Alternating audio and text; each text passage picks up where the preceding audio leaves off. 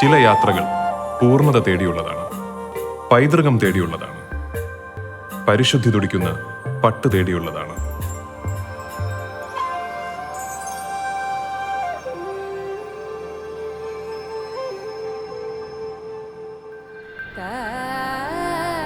വൻ നഗരങ്ങളിലൂടെ, ചെറു പട്ടണങ്ങളിലൂടെ, അറിയപ്പെടാത്ത ഗ്രാമങ്ങളിലൂടെ ലോകത്തിലെ ഏറ്റവും മികച്ച പട്ട് തേടിയുള്ള യാത്ര.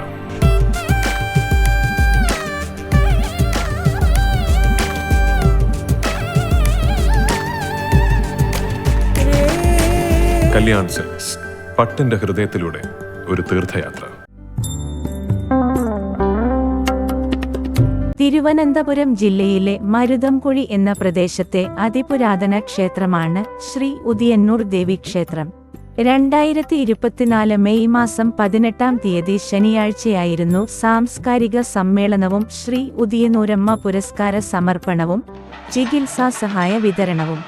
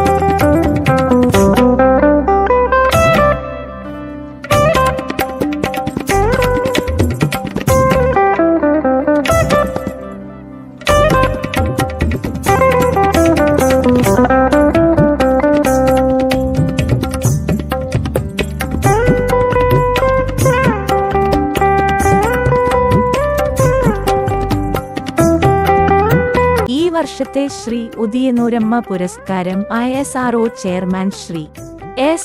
സോമനാഥന് സമർപ്പിച്ചു.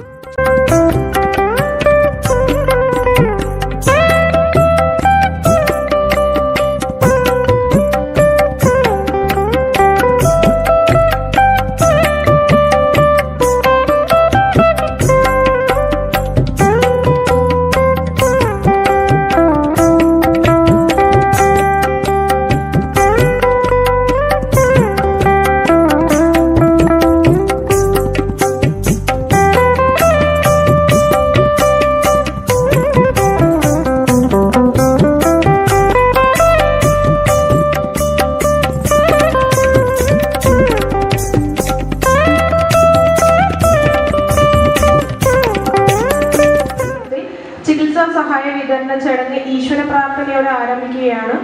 ഈശ്വര പ്രാർത്ഥനയ്ക്കായി ക്ഷേത്ര യജ്ഞാചാര്യൻ B. രഘുനാഥപിള്ള അവർകളെ സാദരം ക്ഷണിക്കുന്നു.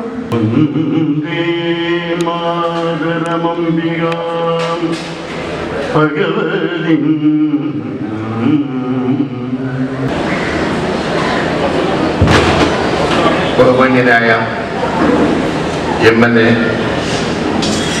ശ്രീ PK പ്രശാന്ത് സാർ അവർ, Shri S. Somanath sir chairman of ISRO, Shri G. Madhavan Nair sir former chairman of ISRO, Shri K. Jayakumar sir IAS retired IMG director, Shri Udayannoor ദേവീക്ഷേത്രത്തിലെ മേടക്കൂടന്തം പൊങ്കാല മഹോത്സവത്തോടനുബന്ധിച്ച് നടക്കുന്ന സാംസ്കാരിക സമ്മേളനമാണ്. ഈ സാംസ്കാരിക സമ്മേളനത്തിൽ പ്രത്യേകത ഉദയനൂരമ്മ പുരസ്കാര സമർപ്പണം, ചികിത്സാ സഹായ വിതരണം തുടങ്ങിയവയാണ്. ഉദയനൂരമ്മയുടെ നാമധേയത്തിൽ ഉദയനൂരമ്മ പുരസ്കാരം 2012 മുതൽ നമ്മൾ ഏർപ്പെടുത്തിയിരുന്നു. പുരസ്കാര ജേതാക്കളായിട്ട് ആദ്യമായിട്ട് ശ്രീ ഉദയനൂരമ്മ പുരസ്കാരം സ്വീകരിച്ചത് ഡോക്ടർ കൃഷ്ണൻ നായരായിരുന്നു. നേതൃത്വം നൽകി വരുന്ന ശ്രീ VK പ്രശാന്ത് സാർ, അങ്ങയെ ഞാൻ ഈ സമ്മേളനത്തിലേക്ക് സ്വാഗതം ചെയ്യും. നമ്മുടെ മാധവൻ സാറ്, G. മാധവൻ നായർ മുൻ ചെയർമാൻ ISRO എത്തിയിട്ടുള്ളത്. സോമൻ സാറിന്റെ ഗുരുവാണ് ശ്രീ G. മറഞ്ഞുപോയി. ലോകരാജ്യത്തിന് ഏറ്റവും പ്രശസ്തമായിട്ടുള്ള ഒരു രാജ്യമായിട്ട്, ലോകത്തിന് ഏറ്റവും പ്രശസ്തമായിട്ടുള്ള രാജ്യമായിട്ട് ഇന്ന് ഇന്ത്യ മാറിക്കഴിഞ്ഞു. അതിന് നേതൃത്വം കൊടുത്തത് മുഖ്യമായിട്ടും നമ്മുടെ സ്പേസ് റിസർച്ച് മുതലായിട്ടുള്ള കാര്യങ്ങളിലൂടെ തന്നെയാണ് എന്ന് നമുക്ക് മനസ്സിലാക്കാം. ഇന്ത്യൻ പുരാണങ്ങളിൽ അല്ലെങ്കിൽ മിഥോളജി, ഇന്ത്യയുടെ പുരാണങ്ങളിലും ഇതിഹാസങ്ങളിലും എഴുതിക്കുറിച്ചിട്ടുള്ള കാര്യങ്ങൾ ഇന്ന് സ്പേസ് റിസർച്ച് ആയിരുന്നാലും ഏതായിരുന്നാലും പാശുപതാസ്ത്രമായിരുന്നാലും ഒരുപക്ഷെ അഗ്നിവേദ മിസൈൽ പോലുള്ള ഓരോ ആയുധങ്ങളെ കുറിച്ചും ഇന്ത്യൻ മിഥോളജിയിൽ അല്ലെങ്കിൽ ഇന്ത്യയുടെ പൈതൃക രചനകളിൽ വ്യക്തമാക്കിയിട്ടുണ്ട്.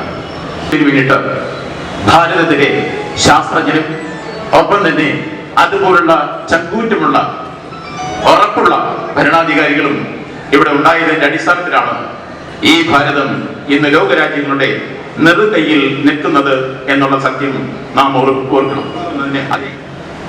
ISROയുടെ ആദ്യത്തെ മലയാളി ചെയർമാനായിട്ടുള്ള G. മാധവൻ നായർ എന്ന ആ വ്യക്തിത്വത്തിന് കഴിഞ്ഞു എന്നത് അഭിമാനത്തോടെ ഓർക്കേണ്ട കാര്യമാണ്. ഈ പുരസ്കാര സമർപ്പണത്തിനും അങ്ങയുടെ ശിഷ്യനായിട്ടുള്ള ശ്രീ S.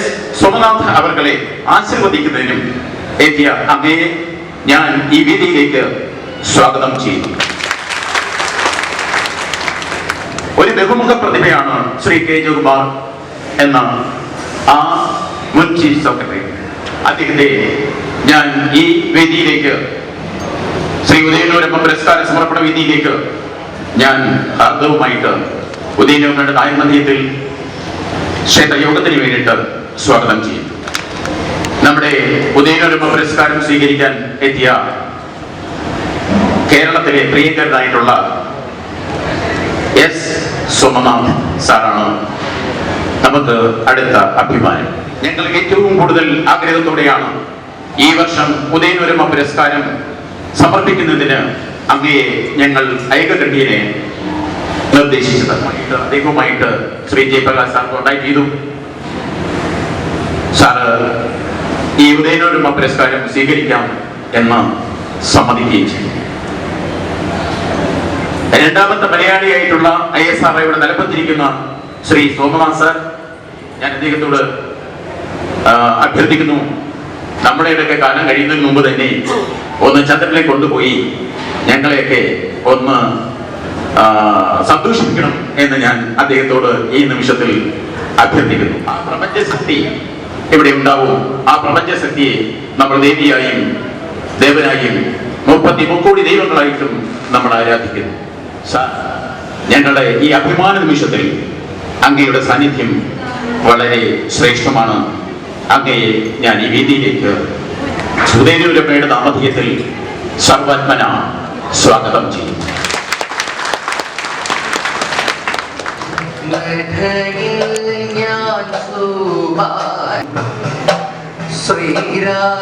ശ്രീരാഗമൊഴുകുന്നു, ഇടയ്ക്കും ഉണരുന്നു, ദർവതിൻ്റെ ശ്രീരാഗമൊഴുകുന്നു, ദർശനം നൽകുവാൻ വൈകുവതിൻ്റെ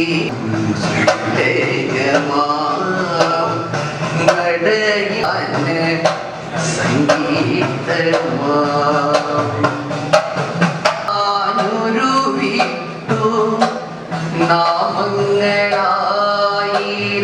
എഴുവിട്ടു അശ്രുബിന്ദുക്കളാൽ അർച്ചന. ഭാരതത്തിന്റെ തന്നെ അഭിമാനവാചനങ്ങളായിട്ടുള്ള വ്യക്തികളാണ് ഇന്ന് നമ്മുടെ ഉദയനൂരമ്മയുടെ നടയിൽ എത്തിച്ചേർന്നിരിക്കുന്നത്. അത് നമ്മുടെ നാടിനെ സംബന്ധിച്ചും അങ്ങേയറ്റം അഭിമാനവും സന്തോഷവുമുള്ള ഒരു മുഹൂർത്തം കൂടിയാണ്. ഒരു പ്രത്യേകതയുള്ളത്, ഇവരെല്ലാവരും വട്ടിയൂർക്കാവിന്റെ മക്കൾ കൂടിയാണ്, അടുത്തടുത്ത് താമസിക്കുന്നവരുമാണ്. ദേവനാഥ് സാറ് വേദക്കടയിലാണ്, സോമനാഥ് സാറ് അമ്പലമുക്കിലാണ്, മാധവൻ സാറ് ശാസ്ത്രമംഗലത്താണ്. അങ്ങനെ ഈ പ്രദേശത്തിന്റെ ആളുകൾ കൂടിയാണ് അവരെല്ലാവരും. അങ്ങനെയും ഒരു സന്തോഷം കൂടിയുണ്ട്. ചന്ദ്രയാനിലൂടെ നമ്മുടെ നാടിന്റെ യശസ് ഇന്ന് വാനോളം ഉയർന്നിരിക്കുകയാണ്. തീർച്ചയായിട്ടും അത് നമ്മുടെ രാജ്യത്തിന്റെ യശസ്സും നമ്മുടെ പൗരന്മാരുടെ യശസ്സും ഒക്കെ ഉയർത്തുകയാണ്. ഇനിയും ഒരുപാട് കാലങ്ങൾ താണ്ടാൻ ഈ ടീമിന് സാധിക്കട്ടെ എന്നുള്ളതാണ് ഇവിടെ കൂടിയിരിക്കുന്ന മുഴുവൻ ആളുകൾക്കും ഉത്സവാശംസകൾ നേർന്നുകൊണ്ട് ഈ ഉദയനൂരമ്മ പുരസ്കാര വിതരണ ചടങ്ങ് നിങ്ങളുടെ എല്ലാവരുടെയും അനുവാദത്തോടു കൂടി ഔപചാരികമായി ഉദ്ഘാടനം ചെയ്തതായിട്ട് അറിയിച്ച് വാക്കുകൾ ചുരുക്കുന്നു. നന്ദി, നമസ്കാരം.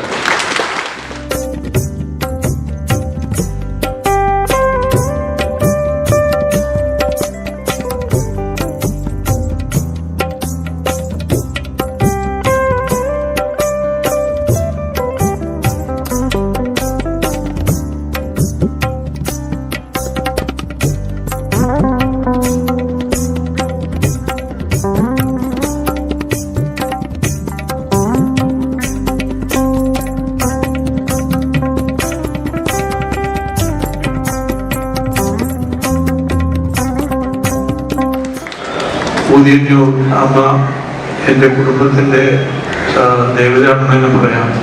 ഞാനിവിടെ വന്ന കാലം മുതൽ തന്നെ ഇവിടുത്തെ സ്ഥിരം സന്ദർശകനായിരുന്നു. എൻ്റെ പ്രിയ ശിഷ്യന് ഒരു അവാർഡ് കൊടുക്കാൻ കഴിഞ്ഞത് വലിയൊരു ഭാഗ്യമായിട്ടാണ്. ആദ്യമായിട്ട് അദ്ദേഹം ISRO ചേരുന്നത് എൻ്റെ കൂടെ PhD പ്രോജക്റ്റാണ്. ഒരു എല്ലാ ഗുരുനാഥൻ ഡോക്ടർ APJ അദ്ദേഹം SLV-3 റോക്കറ്റ് ഉണ്ടാക്കി. ആദ്യം ഇന്ത്യയെ ബഹിരാകാശ ഭൂപടത്തിലെത്തിച്ചത് SLV-3 വിമാനമാണ്. ഒരു കുട്ടി ചോദിച്ചു, അങ്ങ് രാജ്യത്തിന് വലിയൊരു സംഭാവനയാണ് കൊടുത്തിട്ടുള്ളത്, 40 കിലോഗ്രാം സാറ്റലൈറ്റ് ആദ്യമായി ഇന്ത്യയിലേക്ക് വിക്ഷേപിക്കാൻ കഴിഞ്ഞു, ആ നേട്ടത്തിനെ പറ്റി എന്ത് പറയുന്നു? അപ്പോൾ അദ്ദേഹം കുറച്ചേരം ഒന്നും മിണ്ടാതിരുന്നു. അതിനുശേഷം എന്നോട് എണീറ്റ് നിൽക്കാൻ പറഞ്ഞു. എന്നിട്ട് അദ്ദേഹം പറഞ്ഞു, ഞാൻ ഉണ്ടാക്കുന്നത് 40 കിലോഗ്രാമാണ്, ഇതാ നിൽക്കുന്നത് എൻ്റെ ശിഷ്യൻ അങ്ങനെ 1000 കിലോഗ്രാം റോഡ് തിരിച്ചു. അപ്പോൾ ആരാണ് ഇതിന് ചോദ്യത്തിന് ഉത്തരം പറഞ്ഞത് നിങ്ങൾ പറയുന്നതായി. അപ്പൊ അതുപോലെ ഇന്നിപ്പോ ഞാൻ പറയാൻ പോകുന്നത്, ഞാൻ 1000 കിലോഗ്രാം തെറിച്ചത് 10,000 കിലോഗ്രാമിൽ എത്തിച്ച വ്യക്തിയാണ് വരുന്നത്. അപ്പോ എനിക്ക് അഭിമാനിക്കാൻ ഇതിൽ കൂടി വേറെ യാതൊന്നും വേണ്ട. തീർച്ചയായിട്ടും ഒരു ശിഷ്യൻ ഗുരുവിനെക്കാളും മെച്ചമായിട്ട് പ്രവർത്തിക്കുമ്പോൾ അതിൽ നിന്ന് കിട്ടുന്ന ആ ഒരു ആത്മസംതൃപ്തിയും സന്തോഷവും പറഞ്ഞറിയിക്കാൻ കഴിയില്ല. നമ്മുടെ പ്രധാനമന്ത്രി തന്നെ ഈ അടുത്ത കാലത്ത് ഡിക്ലെയർ ചെയ്യുകയുണ്ടായി, നമ്മുടേതായിട്ടുള്ള സ്പേസ് സ്റ്റേഷൻ വേണം. അതുപോലെ തന്നെ നമ്മുടെ ആളുകൾ നമ്മുടെ പേടകത്തിൽ ചന്ദ്രൻ ചെന്ന് വേണം. അത് 30-35 കാലങ്ങളിൽ വരേണ്ടതാണ്.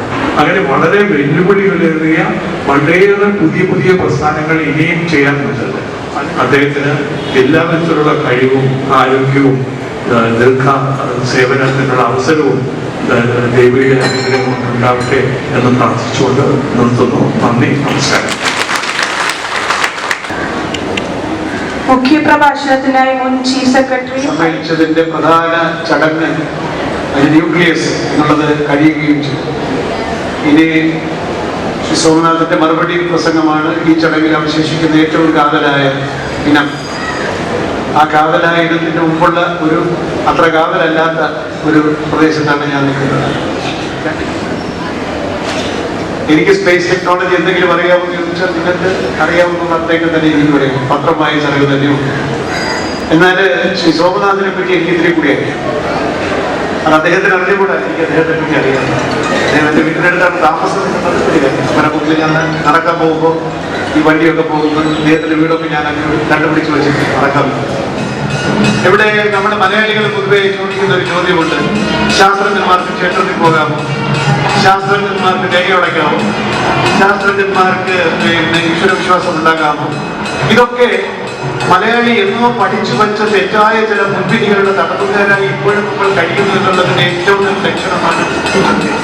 ശാസ്ത്രബോധവും ആത്മീയതയും തമ്മിൽ യാതൊരു വൈരുദ്ധ്യവുമില്ല, പരസ്പര പൂരകങ്ങളാണ് എന്ന് നാം തിരിച്ചറിയുന്നുവോ അന്ന് ശാസ്ത്രത്തിന്റെയും ആത്മീയതയുടെയും അപാരമായിട്ടുള്ള സാധ്യതകൾ കൊണ്ട് മനുഷ്യജീവിതം സമ്പന്നമാകും എന്ന് വിചാരിക്കുന്ന ഒരാളാണ്. ഈ ഗംഗയും യമുനയും ചേരുമ്പോൾ അവശ്യമായ ഒരു സരസ്വതി നദിയും ചേരും എന്ന് പറയുന്നത് പോലെ നമ്മളുടെ അറിവുകളും കഴിവുകളും സമ്മേളിക്കുമ്പോൾ അദൃശ്യമായി അനുഗ്രഹത്തിന്റെ ഒരു കിരണം കൂടി അവിടെ പതിയുമ്പോഴാണ് നമ്മുടെ നേട്ടങ്ങൾ സാധ്യമായി തീരുന്നത്. ശ്രീ സോമനാഥന് ഇനിയും ഒരുപാട് നേട്ടങ്ങൾ കൈവരിക്കാൻ അമ്മയുടെ അനുഗ്രഹം ഉണ്ടാകട്ടെ എന്ന് മാത്രം പ്രാർത്ഥിച്ചുകൊണ്ട് ദീർഘിപ്പിക്കാതെ ഈ പ്രഭാഷണം ഇവിടെ അവസാനിപ്പിക്കുന്നു. ശ്രീ മാധവൻ നായർക്കും അതുപോലെ ശ്രീ സോമനാഥനും ഈ പരിപാടി സംഘടിപ്പിച്ച എല്ലാവർക്കും അമ്മയുടെ അനുഗ്രഹം ധാരാളമായി ഉണ്ടാകട്ടെ എന്ന് മാത്രം പ്രാർത്ഥിക്കുന്നു. നന്ദി.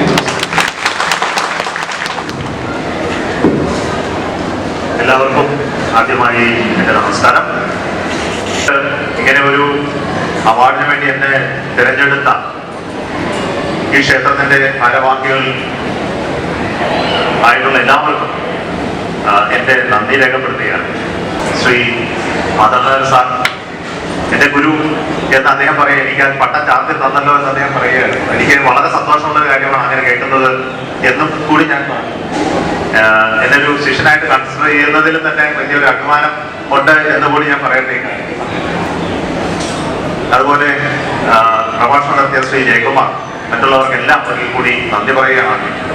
ഈ നേട്ടങ്ങളുടെ പുറകിലുള്ള ഒരുപാട് പേരുണ്ട്. ഈ ഒരു അവാർഡ് ഞാൻ സ്വീകരിക്കുമ്പോൾ ആ ആളുകളെയാണ് ഞാൻ ഓർക്കേണ്ടത്, സ്മരിക്കേണ്ടത്, നന്ദി പറയേണ്ടത് എന്ന് ഞാൻ ഈ സമയത്ത് ഓർക്കുകയാണ്.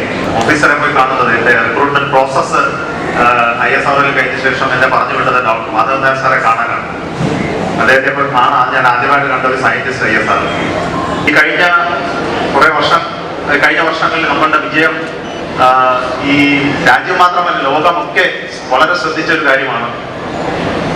ചന്ദ്രയാൻ 3 മാത്രമല്ല, അതിനുശേഷം വന്ന പല മിഷനുകളും, ആദ്യത്തെ L1നെ കുറിച്ച് നിങ്ങൾക്കറിയാം. അതുപോലെ ഗഗൻയാന്റെ ഒരു അബോർട്ട് മിഷനുകൾ നടത്തി നമ്മൾ എക്സ്പോസ് ആൻഡ് ലോഞ്ച് ഉണ്ടായിരുന്നു. ഇൻസാറ്റ് 3DS പല വിക്ഷേപണങ്ങൾ വളരെ ഭംഗിയായിട്ട് ഞങ്ങൾക്ക് വിക്ഷേപിക്കാൻ കഴിഞ്ഞു. അത് ഒരു കൂട്ടായ പ്രവർത്തനത്തിന്റെ ഭാഗമാണ്, ഒരു ടീം വർക്കിന്റെ ഭാഗമാണ്. ആ ടീമിൽപ്പെട്ട പലരും ഇവിടെ ഉണ്ട്. അതിലൊരാളാണ് എൻ്റെ ഒപ്പം ഇരിക്കുന്ന സുഹൃത്ത് ജയപ്രകാശ്.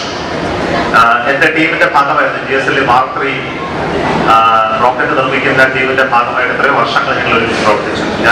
അതിൽ നിന്ന് പോന്ന ശേഷം അതിന്റെ പ്രോജക്ട് ഡയറക്ടർ ആയിരുന്നു. അദ്ദേഹമാണ് അതിന്റെ ഒരു സക്സസ്ഫുൾ ലോഞ്ചിന്റെ പ്രോജക്ട് ഡയറക്ടർ ആയിരുന്നു.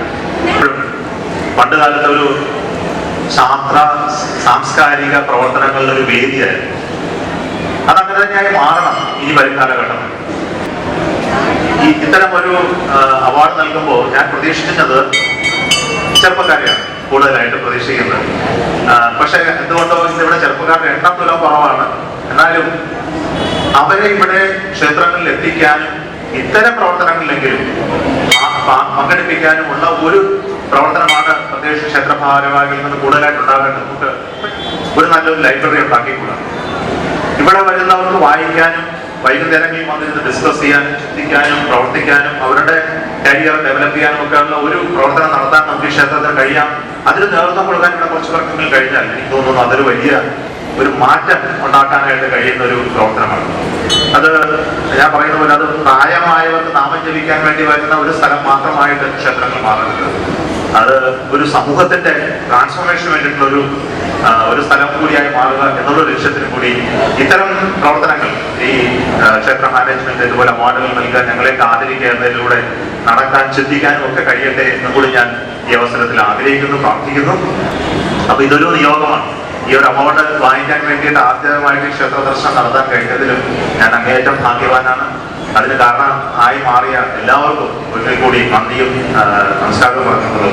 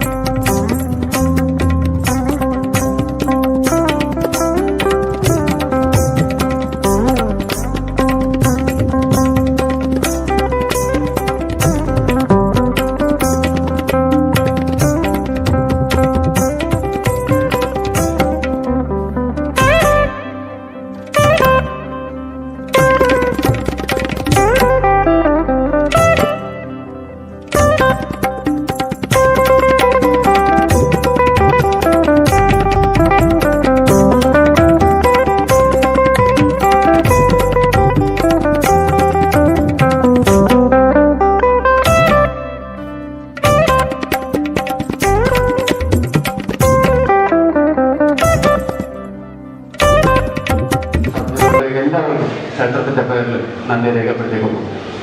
നന്ദി, നമസ്കാരം. ശ്രീ ഉദിയന്നൂർ ദേവി ക്ഷേത്രത്തിന് ഞങ്ങളുടെ അനന്തകോടി പ്രണാമം.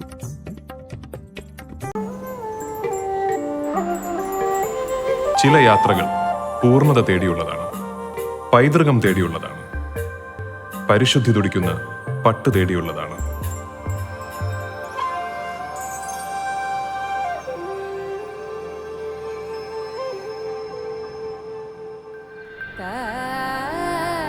വൻ നഗരങ്ങളിലൂടെ, ചെറു പട്ടണങ്ങളിലൂടെ, അറിയപ്പെടാത്ത ഗ്രാമങ്ങളിലൂടെ ലോകത്തിലെ ഏറ്റവും മികച്ച പട്ട് തേടിയുള്ള യാത്ര.